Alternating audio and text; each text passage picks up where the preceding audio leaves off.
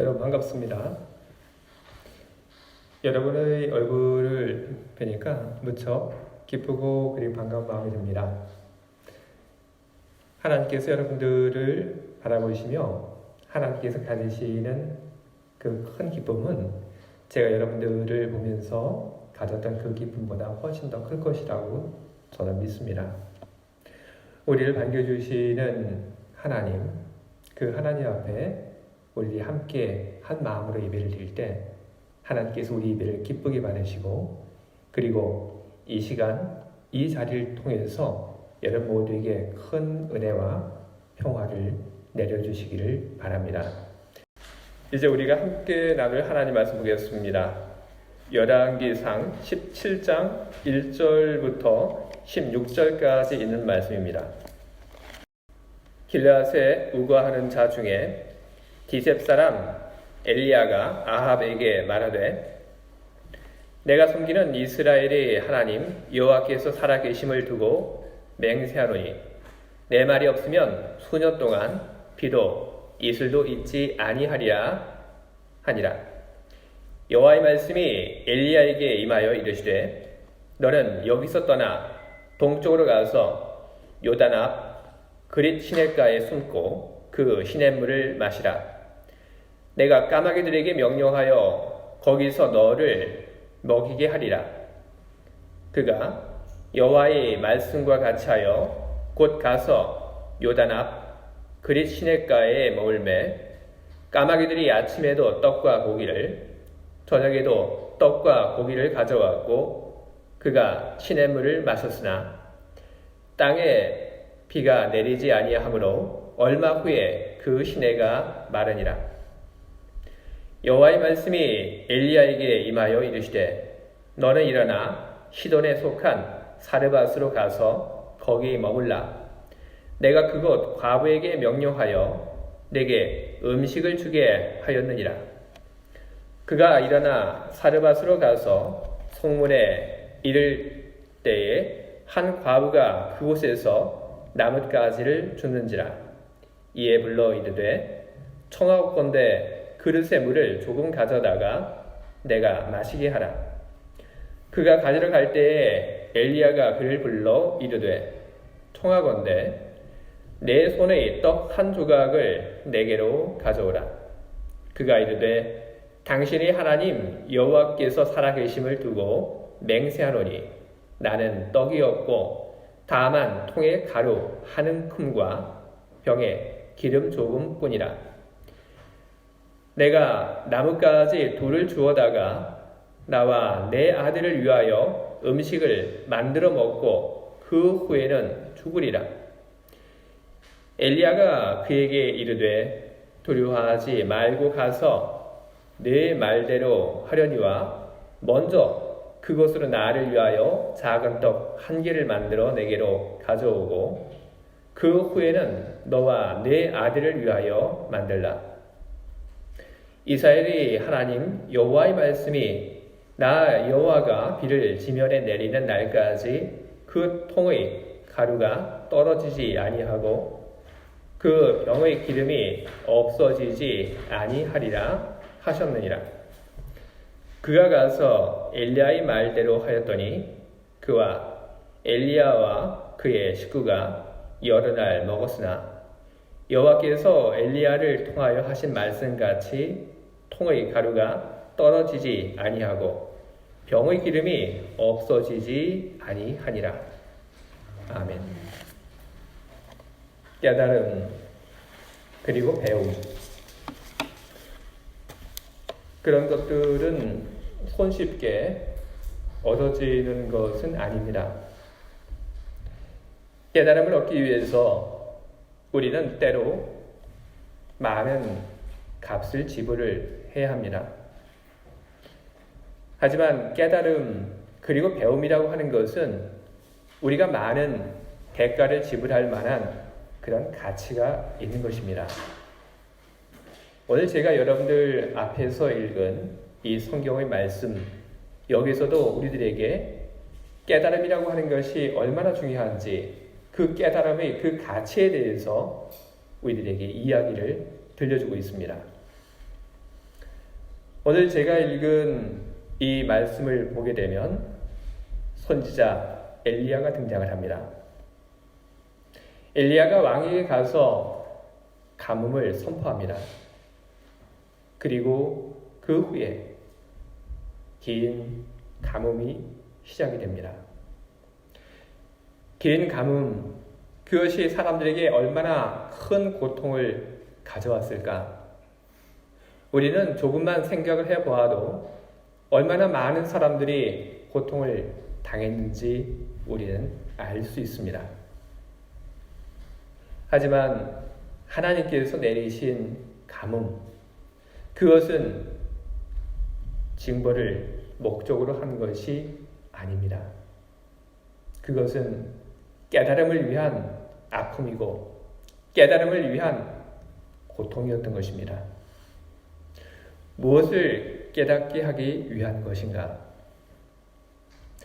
비를 내려주시는 것이 바알이 아니라 하나님이라고 하는 것을 깨닫게 하기 위한 것입니다. 옛날 고대 근동의 신앙을 살펴보면 그 속에서 이런 사실을 하나 발견할 수 있습니다. 고대 근동에 살았던 사람들은 비를 주관하는 신에 대해서 아주 깊은 충성심을 가지고 있었습니다. 그 이유는 비가 농사에 있어서 아주 중요했기 때문입니다. 그렇기 때문에 비를 내리는 신에 대한 강한 믿음 그리고 충성을 보였던 것입니다. 농사에 있어서 비를 내려주는 신, 그런데 그 신은 농사를 위해서 비를 내려주기만 하는 그런 신은 또 아닙니다. 농사에 필요한 비, 그것은 때로 엄청나게 무서운 강한 무기가 되기도 합니다. 며칠 전 제가 살던 곳에 갑자기 바람이 많이 불었습니다. 그리고 비가 내렸습니다.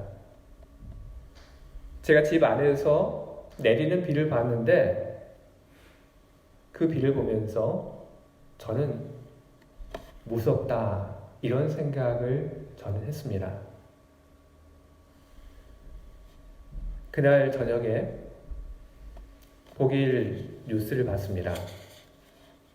독일 서부에 큰 비가 내려서 엄청나게 많은 피해가 발생했다고 하는 그런 뉴스가 TV에서 나왔습니다. 비가 조금 내릴 때는 단비이고 그 비가 무서운 것이 아니지만 비가 어느 수준을 넘어가게 되면 그것은 우리를 두려움에 떨게 하는 그런 위협이 되기도 하고 그리고 그것은 커다란 무기가 되기도 합니다.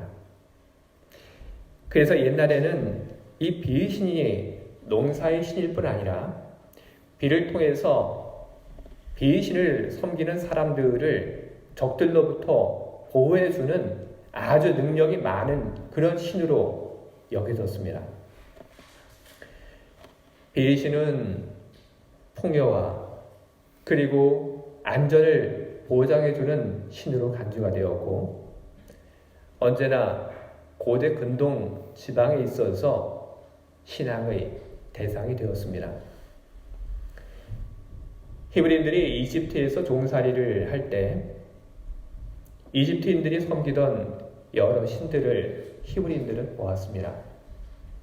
그 중에는 태양의 신도 있었고 그 중에는 또 다른 달의 신도 있었고 그리고 그 중에는 비를 내리는 비의 신도 있었습니다. 그때 히브리인들은 비의 신이라고 하는 존재를 만나게 됩니다. 그리고 나서 히브리인들이 이집트에서 도망을 나와 가나안 땅에 들어오게 됩니다. 가나안 땅에 들어온 히브리인들은 가나안 땅에서 또다시 그 지역의 비를 내리는 신을 만나게 됩니다. 그 신의 이름이 바로 바알입니다. 그런데 이 바알이라고 하는 이 말은 원래 특정 신을 가리키는 그런 말은 아니었습니다. 바알이라고 하는 이 말은 원래는 주인 또는 소유자 그런 뜻을 가지고 있는 말이었습니다. 그래서 어떤 노예의 바알 그러면 그 말은 어떤 뜻이 되냐 하면 그 노예의 주인을 가리키는 말이 되었습니다. 그리고 어떤 가축의 바알 그러면 그 가축의 원래 주인 그 주인을 가리키는 말이었습니다. 그런데 고대 근동에 살았던 사람들은 가축만 그리고 노예만 주인이 있는 것이 아니라 세상의 모든 것이 다 주인이 있다고 그렇게 믿었습니다. 산도 주인이 있고 꽃도 원래 주인이 있고 그리고 하늘도 주인이 있고 태양도 주인이 있고 그리고 비도 주인이 있다고 그렇게 믿었습니다. 그래서 그 주인들에 대해서 바알이라고 하는 말을 사용을 했습니다. 하늘의 주인을 가리켜서 하늘의 바알, 그리고 산의 주인에 대해서 산의 바알, 그리고 비를 내리는 그 비의 주인에 대해서 비의 바알, 그렇게 불렀습니다. 이렇게 하늘, 태양, 달, 비 이런 것들의 주인에 대해서 바알이라고 하는 말을 사용하면서 바알이라고 하는 말이 점점 어떤 주인, 소유자를 가리키는 그런 말에서 신을 가리키는 말로 조금씩 변형되어 사용이 되기 시작을 했습니다. 하늘의 소유자, 하늘신, 태양의 소유자, 태양신. 그런데 그런 신들보다 농사를 짓는 사람들에게 있어서 가장 중요한 그런 신은 따로 있었는데 바로 비를 내리는 비의 신이었습니다. 그 비의 신을 가리켜서 비의 바알 그렇게 부르다가 어느 순간부터는 그냥 바알 하면 비의 신을 가리키는 말이 되게 되었던 것입니다. 히브리인들이 가나안으로 들어왔을 때 그들은 무척 아름다운 땅을 보았습니다. 큰 열매들이 넘쳐나는 그 땅을 보았습니다. 땅은 너무나도 아름답고 풍요로웠습니다. 그 땅에 비를 내린 그 신이 그 땅을 그렇게 풍요롭게 만들었다고 그렇게 생각을 했습니다. 하지만 그때 히브리인들에게 그것은 아무런 문제가 되지 않았습니다. 왜냐하면 하나님이 계셨기 때문에 아무것도 문제가 되지 않았습니다. 하나님이 더 크고 하나님이 더 좋은 것을 주신다는 그런 믿음들이 히브리인들의 그 마음속에 있었던 것입니다. 그런데 시간이 점점 지나갑니다. 시간이 많이 지나가서 보니 히브리인들의 나라는 여전히 작고 그리고 여러 옆에 있는 나라들에게 시달림을 받고 살고 있습니다. 근데 옆에 나라들을 보니까 다릅니다. 옆에 나라들은 크고 그리고 옆에 나라들은 풍요롭습니다. 먹을 것도 많이 나고 아쉬운 것이 없는 것처럼 그렇게 보입니다. 이스라엘은 늘 어렵고 힘들고 작은데 옆에 있는 나라들은 다 힘이 세고 다 잘 살고 있습니다. 그걸 보면서 히브리 사람들이 생각을 합니다. 바알을 섬겨야지, 그래야지 나라가 잘 사는 것 아닐까? 그런 생각을 하기 시작을 합니다. 그런데 그런 생각에 불을 질러버린 사람이 나오게 됩니다. 이세벨입니다. 주전 9세기에 페니키아의 공주였던 이세벨은 북이스라엘의 7번째 임금이 된 아합과 결혼을 합니다. 그런데 이세벨은 바알에 대해서 열심인 그런 바알 숭배자였습니다. 그녀가 남편에게 이야기를 합니다. 우리나라가 잘 살려면 바알을 섬겨야 합니다.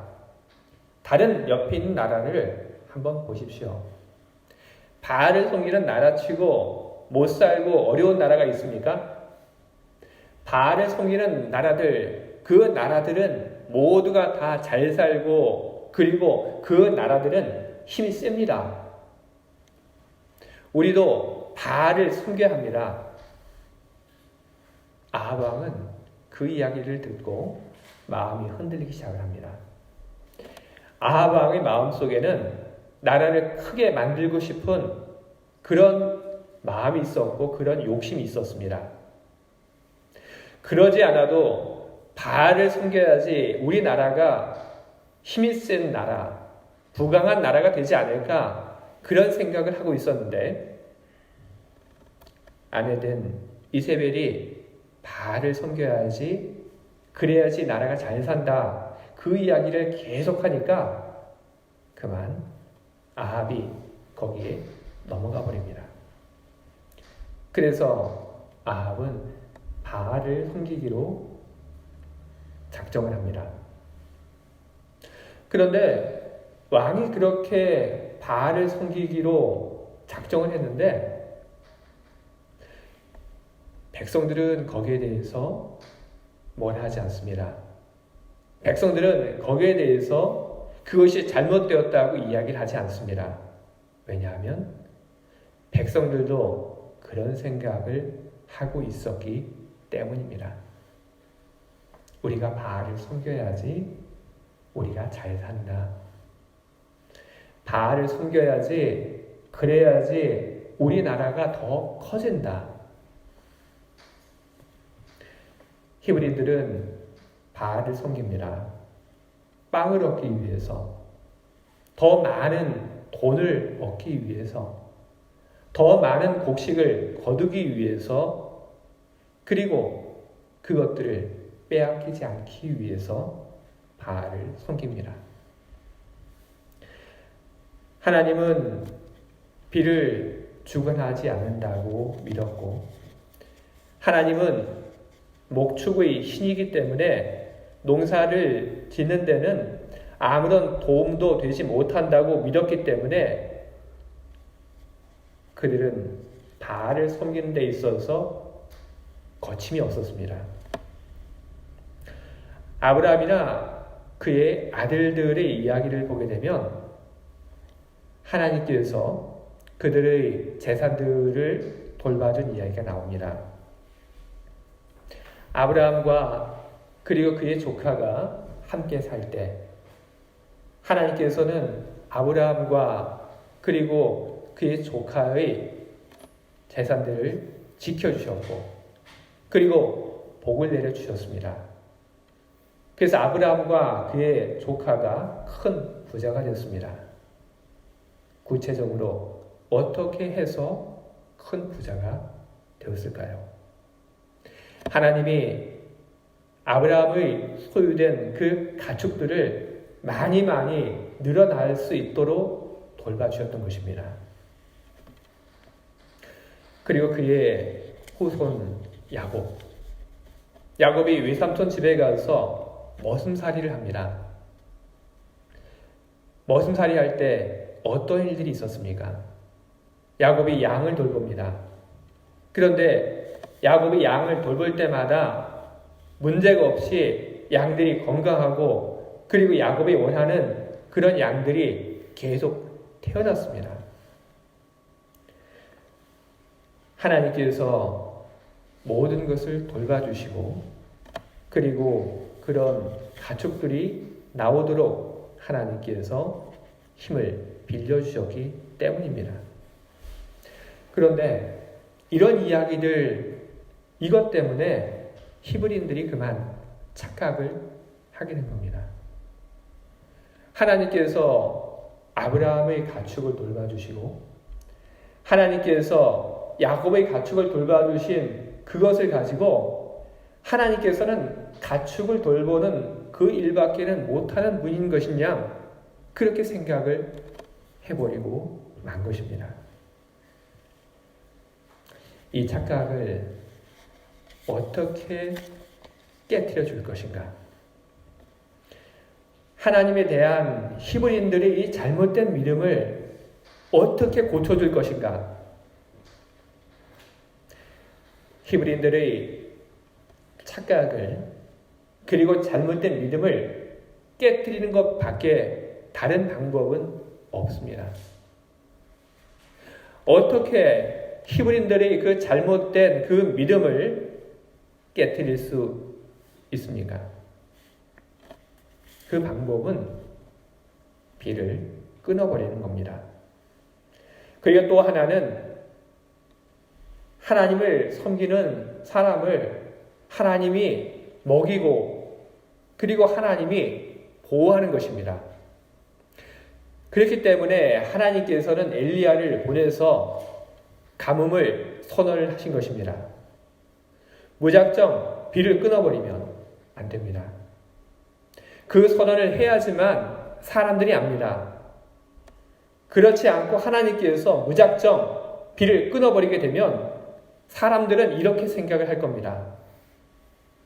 바알에게 무슨 일이 생겼나? 그렇기 때문에 하나님께서는 엘리야를 보내서 가뭄을 내리시겠다는 그 이야기를 하신 것입니다.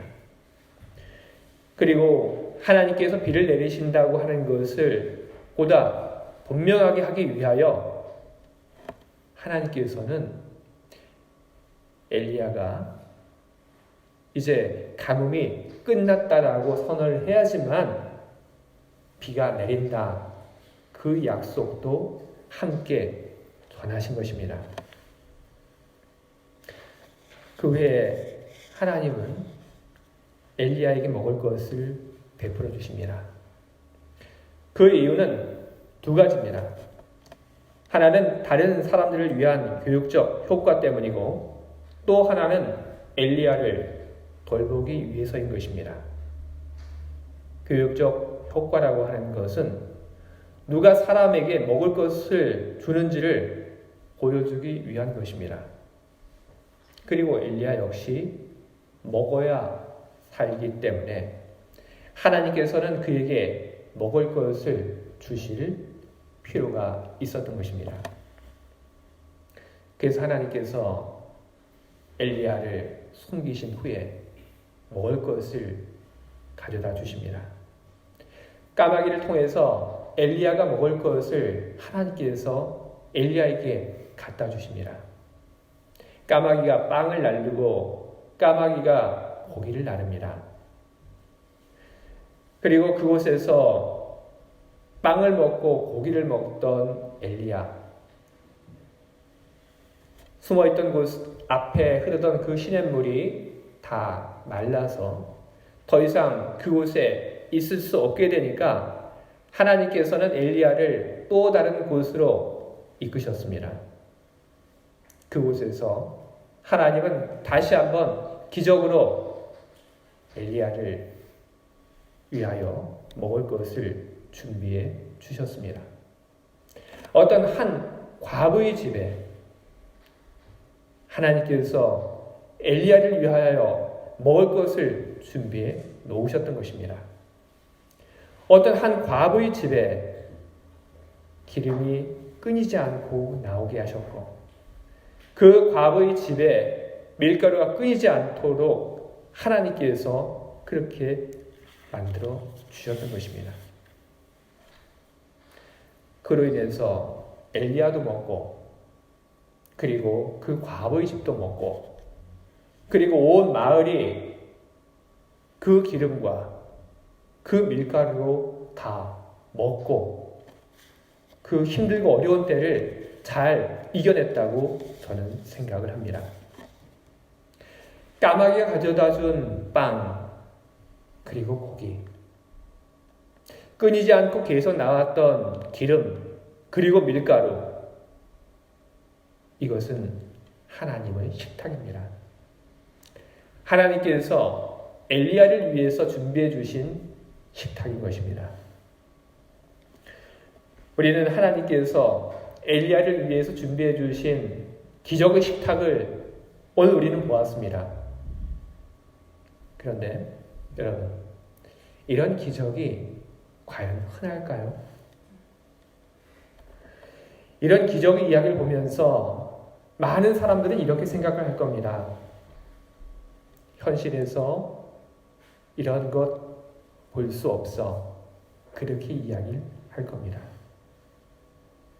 그런데 이 이야기가 왜 여기 있죠? 저는 이 두 이야기가 여기 있는 것에는 이유가 있다고 저는 생각을 합니다. 잠깐 제가 다른 이야기를 하겠습니다. 예수님께서 십자가에 달리기 위해서 예루살렘으로 들어가셨을 때, 그때 예수님의 제자들이 예수님 앞에 가면서 크게 외칩니다. 예수님께서 지금 예루살렘 성을 향하여 들어가고 있다고 하는 것을 큰 소리로 알린 겁니다. 그러자 그 이야기에 부담을 느낀 사람들이 와서 예수님께 이야기를 합니다. 예수님, 당신의 제자들이 너무 방해가 됩니다. 당신의 제자들 조용히 좀 하도록 그렇게 이야기 좀 해 주시면 좋겠습니다. 그때 예수님께서 뭐라고 대답을 하셨습니까? 그때 예수님께서는 예수님의 제자들을 조용히 하라고, 침묵하라고 이야기하신 대신에 따지러 온 사람들에게 이야기를 하셨습니다. 만약 내 제자들이 조용하게 된다면, 그러면 하나님께서 돌들을 통하여 입을 열어서 외치실 것이다. 그렇게 예수님께서는 대답을 하셨습니다. 저는 엘리야가 먹을 것을 얻게 된 것이 바로 그런 것과 똑같은 것이라고 저는 생각합니다. 우리가 알고 있는 일반적인 방법, 그 방법을 통해서 먹을 것을 얻지 못하면 하나님이 엘리야에게 하셨던 것 같은 이런 방법을 통해서라도 먹을 것을 너희들에게 주신다. 바로 이것을 우리들이 믿게 하기 위하여 이 이야기를 우리에게 전해주신 것입니다. 우리는 회사에서, 조직에서, 또 공무원인 어떤 분들은 국가에서 돈을 받습니다. 회사, 조직, 국가. 그러나 회사, 조직, 국가가 나를 돌보는 것이 아닙니다. 회사에서 먹을 것을 받지만 회사는 자선 사업을 하지 않습니다. 나의 노동과 돈을 교환하는 것입니다. 여기에 대해서 잘못 알고 있으니까 갑질을 하는 그런 일들이 생겨나는 것입니다. 애매한 권력을 가지고 있으면서도 내가 다른 사람의 밥줄을 쥐고 있다고 착각을 하기 때문에 갑질을 하는 것입니다. 잘못된 믿음을 갖고 있기에 죄를 짓는 것입니다. 우리는 회사에서, 조직에서, 국가에서 돈을 받고 그리고 그 돈으로 먹을 것을 얻지만 우리에게 정작 먹을 것을 주시는 이는 그 뒤에 계신 하나님이십니다. 하나님이 주시는 힘으로 우리는 우리 노동력을 돈으로 그리고 먹을 것으로 바꾸어서 우리는 살고 있는 것입니다. 벌어먹을 수 있는 힘을 주시는 하나님. 우리는 하나님께서 우리들이 살아갈 수 있도록 힘을 주신다고 하는 것을 우리는 잃어버려서는 안 되는 것입니다. 아브라함과 그리고 그의 조카 롯의 분가 이야기가 창세기에는 있습니다. 그런데 이 이야기는 우리들에게 아주 중요한 사실을 전해주고 있습니다. 앞서 제가 여러분들에게 이야기한 것처럼 하나님께서 복을 주셔서 아브라함과 그리고 그의 조카 롯의 그 가축들이 너무나 많이 늘어났습니다. 도무지 이제는 한 집에서 살 수 있을 그런 형편이 되지 못했습니다. 아브라함이 그래서 큰 마음을 먹고 조카를 불러서 이야기를 합니다. 안타깝지만 우리가 더 이상 함께 살지 못하겠다. 우리가 이제 살림을 나눠야겠다. 그런데 우리가 어디로 갈지 이야기를 하자. 저 앞에 땅이 있는데 네가 먼저 선택을 해라. 네가 만약에 동쪽을 선택을 하면 나는 서쪽을 선택하겠다. 네가 만약 서쪽을 선택하면 나는 동쪽을 선택하겠다. 네가 선택해라. 아브라함이 그 이야기를 듣고 조카가 앞을 바라봅니다. 그런데 동쪽이 좋습니다. 동쪽에 물도 많고 물이 많으니까 또 풀도 자라고 나무도 자라고 사람들도 많이 삽니다. 그래서 아브라함의 조카 롯이 아브라함에게 이야기를 합니다. 저는 동쪽으로 가겠습니다. 그래, 가라. 그의 조카가 떠납니다. 그런데 그의 조카가 떠난 바로 그 다음에 어떤 일들이 있었냐면 하나님이 아브라함을 찾아오신 일이 바로 그 직후에 일어납니다.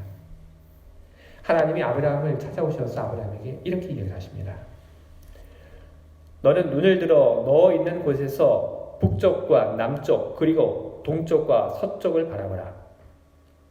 보이는 땅을 내가 너와 네 자손에게 주리니 영원히 이르리라. 이렇게 말씀하셨습니다. 롯은 동쪽으로 갔고 동쪽으로 간 롯은 동쪽에 있는 성 소돔에 들어갔습니다. 성입니다. 적들의 공격을 지켜줄 수 있는 성입니다. 롯은 거기에 들어갔습니다. 하지만 그 성은 롯의 안전을 지켜주지 못했습니다. 얼마 지나지 않아 그 성을 공격한 사람들이 나왔고 그 성은 점령되었고 그 성에 살고 있던 사람들, 롯을 포함한 사람들이 포로로 끌려갑니다. 아브라함이 그 이야기를 듣고 그의 조카를 구하기 위해서 쫓아갔고 그리고 가서 결국 그의 조카를 구해냅니다. 아름다운 땅, 부유한 땅, 안전한 땅, 거기 가면 아쉬울 것 없고 편하고 안전하게 살 수 있을 것 같았지만 롯의 삶은 그러지 못했습니다. 그와 반면 아브라함이 간 땅은 별것 없는 황량한 땅입니다. 하지만 그 황량한 땅에서 아브라함은 부족함이 없었고 아쉬운 것도 없었습니다. 그런 그 땅에서 위협을 느끼며 살지 않았습니다. 왜입니까? 하나님께서 필요한 모든 것을 내려주셨고 하나님께서 필요한 모든 것을 허락하셨고 그를 지켜주셨기 때문에 그런 것입니다. 하나님은 하나님을 잘 믿는 사람을 사랑하시고 하나님은 그 사람을 위하여 하늘의 문을 여시고 먹을 것을 내려주십니다. 그리고 그 사람을 안전하게 지켜주십니다. 엘리야의 이야기를 통해서 우리는 그 이야기를 또다시 확인합니다. 하나님이 엘리야에게 먹을 것만 주신 것이 아닙니다. 엘리야를 지키고 보호했다고 하는 것을 우리는 볼 수 있습니다. 온 나라가 엘리야를 잡으려고 혈안이 되어 있었습니다. 가뭄으로 사람들이 고생을 합니다. 그런데 사람들은 이런 이야기를 들었습니다. 가뭄이 끝나려면 엘리야가 가뭄이 끝났다고 이야기를 해야지, 그래야지 비가 내린다. 이런 이야기를 들었다면 얼마나 절실히 엘리야를 잡으려고 사람들이 힘을 쏟아 부었겠습니까? 하지만 엘리야를 잡을 수 없었습니다. 왕, 그리고 그 밑에 있던 군대, 그리고 온 나라에 있는 사람들이 엘리야를 찾으려고 했지만 그를 찾지 못했습니다. 일주일, 한 달이라면 그럴 수 있습니다. 하지만 몇 년이 지나도록 그 누구도 엘리야를 잡아내지 못했습니다. 왜입니까? 엘리야를 찾던 사람들은 느꼈을 겁니다. 어떤 거대한 힘이 엘리야를 보호하고 있구나. 그 거대한 힘, 그것은 하나님의 힘입니다. 하나님의 거대한 힘이 엘리야를 지켜주셨기 때문에 그 누구도 엘리야를 잡지 못했던 것입니다. 후에 가뭄의 사건은 갈멜산에서 엘리야와 바알 선지자 사이의 대결을 통해서 끝이 나게 됩니다. 그리고 그 이야기를 통해서, 그 사건을 통해서 비를 내리는 분이 누구인지 온 천하에 드러나게 되었고, 그리고 히브리인들은 깨닫게 되었습니다. 하지만 제가 오늘 여러분들 앞에서 읽은 이 본문의 이야기는 비를 내리는 그 비의 주인이 누구인가? 단지 그 이야기만을 우리에게 하고 있는 것은 아닙니다. 세상의 주인이 누구인가? 누가 세상을 다스리고 있는가?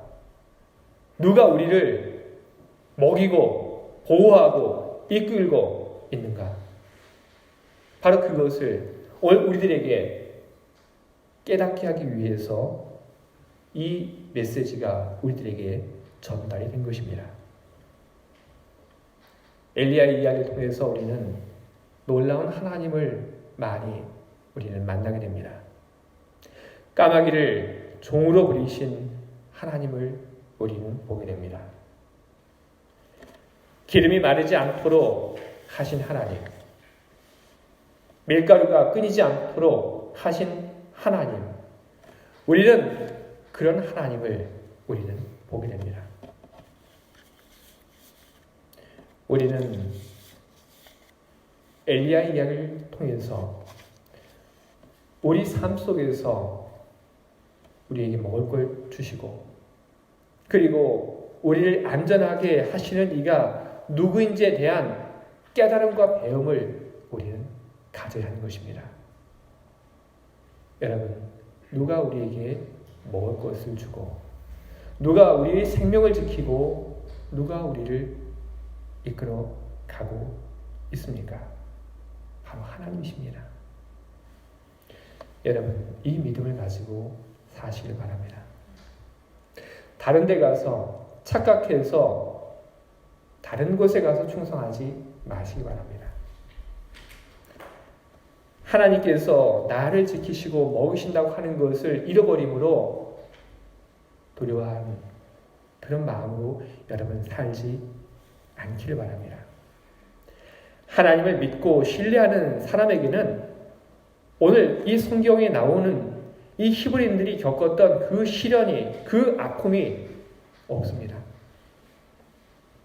하나님께서 그렇게 하실 이유가 없고 필요가 없습니다.